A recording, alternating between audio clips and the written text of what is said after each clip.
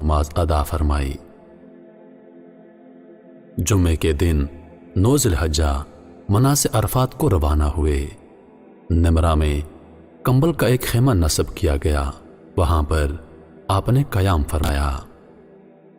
زوال کے وقت قصوہ اونٹنی پر سوار ہو کر میدان عرفات میں تشریف لائے اور اونٹنی پر ہی خطبہ ارشاد فرمایا۔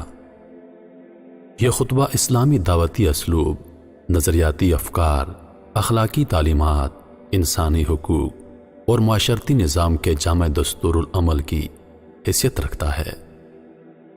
آپ صلی اللہ علیہ وآلہ وسلم نے اللہ تعالیٰ کی حمد و ثنا کے بعد ارشاد فرمایا، لوگو میری باتیں سنو، شاید اگلے سال مجھے اور تمہیں ایسی محفل میں اکٹھے ہونے کا موقع نہ ملے۔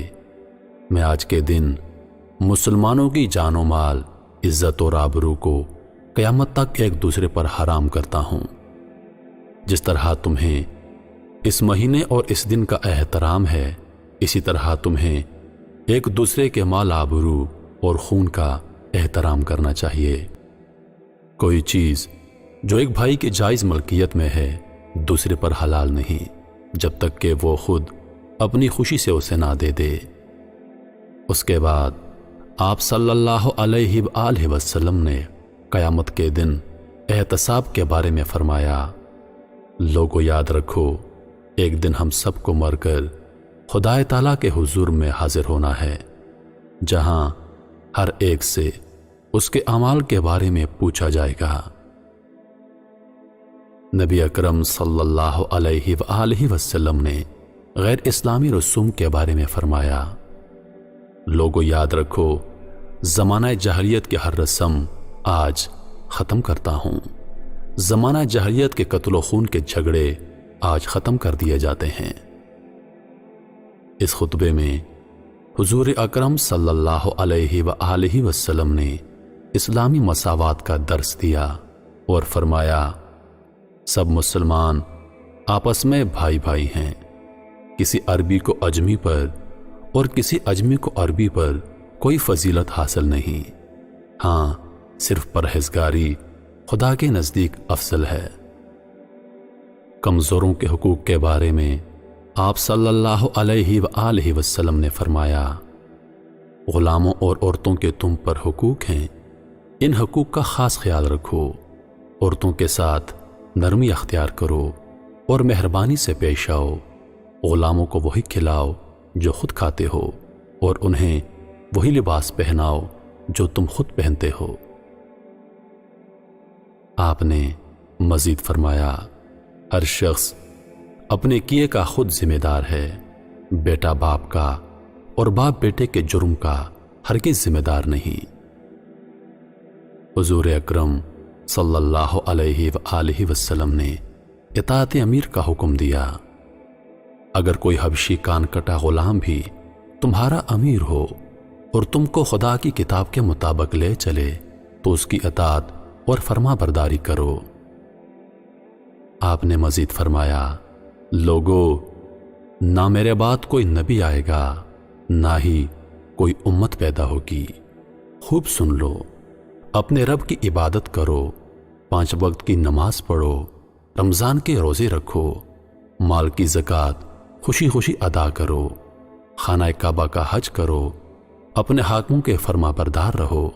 اس کی جزا یہ ہے کہ اپنے پروردگار کی جنت میں داخل ہو جاؤ گے، اور میں تم میں 2 چیزیں چھوڑ کے جا رہا ہوں، اگر تم نے انہیں مضبوطی سے پکڑ لیا تو تم ہرگز گمراہ نہ ہوگے۔ وہ 2 چیزیں ہیں اللہ کی کتاب اور میری سنت۔ آپ صلی اللہ علیہ وآلہ وسلم نے فرمایا، جو لوگ یہاں موجود ہیں وہ یہ باتیں غیر حاضر لوگوں تک پہنچا دیں۔ ممکن ہے بعض سامعین کے مقابلے میں بعض غیر حاضر لوگ ان باتوں کو زیادہ اچھی طرح یاد رکھیں اور ان کی حفاظت کریں۔ اے لوگو، اللہ تعالیٰ نے میراث میں سے ہر وارث کے لیے ثابت کردہ حصہ مقرر کیا ہے، اور 1/3 مال سے زیادہ وصیت کرنا جائز نہیں ہے۔ اس خطبے میں نبی اکرم صلی اللہ علیہ وآلہ وسلم نے 4 قابل احترام مہینوں کا بھی ذکر فرمایا، یعنی ذی القعدہ، ذو الحجہ، محرم اور رجب۔ آپ نے امانتوں کی ادائیگی کا حکم دیا۔ جس کے قبضے میں کوئی امانت ہے تو اسے اس کے مالک کو ادا کر دے۔ آپ نے سود کو حرام قرار دیا اور فرمایا دور جاہلیت کا سود میں ختم کرتا ہوں، البتہ تمہارے لیے اصل پر حق ہوگا، نہ تم کسی پر ظلم کرو اور نہ تم پر ظلم کیا جائے گا۔ خطبے کے آخر میں آپ صلی اللہ علیہ وآلہ وسلم نے لوگوں سے پوچھا، اے لوگو، کیا میں نے تمہیں اللہ تعالیٰ کا پیغام پورا پہنچا دیا؟ سب نے بیک آواز جواب دیا، آپ نے اپنا حق ادا کر دیا۔ اس پر آپ صلی اللہ علیہ وآلہ وسلم نے اپنی انگلی آسمان کی طرف اٹھائی اور 3 بار کہا، اے اللہ تو گواہ رہنا، اے اللہ تو گواہ رہنا، اے اللہ تو گواہ رہنا۔ آپ صلی اللہ علیہ وآلہ وسلم کے پیغام کو حضرت ربیعہ رضی اللہ تعالی عنہ اپنی بلند آواز سے لوگوں تک پہنچا رہے تھے۔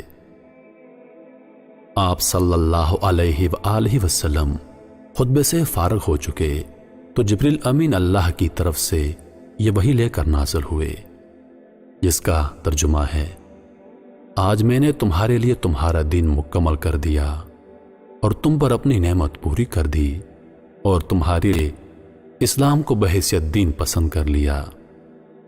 حضرت عمر رضی اللہ تعالی عنہ نے یہ آیت سنی تو رونے لگے، کیونکہ حضرت عمر رضی اللہ تعالی عنہ سمجھ گئے تھے کہ حضور اکرم صلی اللہ علیہ وآلہ وسلم اس دنیا سے الوداع ہونے والے ہیں۔ اس خطبے میں اصلاح، عقائد و اعمال، اتفاق و اتحاد کا درس، جاہلانہ رسومات کو منسوخ کرنا، سود کا خاتمہ، مکمل اور متوازن معاشی نظام کا تصور، صالح حاکم وقت کی اطاعت، نسلی امتیاز، قومی علاقائی اور انسانی عصبیت اور رنگ و نسل کی برتری اور کمتری کا خاتمہ فرمایا۔ حضور صلی اللہ علیہ وآلہ وسلم کا یہ خطبہ امت کے لیے وصیت کی حیثیت رکھتا ہے، اس لیے ہمیں چاہیے کہ ہم نبی کریم صلی اللہ علیہ وآلہ وسلم کی تعلیمات پر عمل پیرا ہو کر دنیا اور آخرت کی ساری کامیابیاں حاصل کرنے کی بھرپور کوشش کریں۔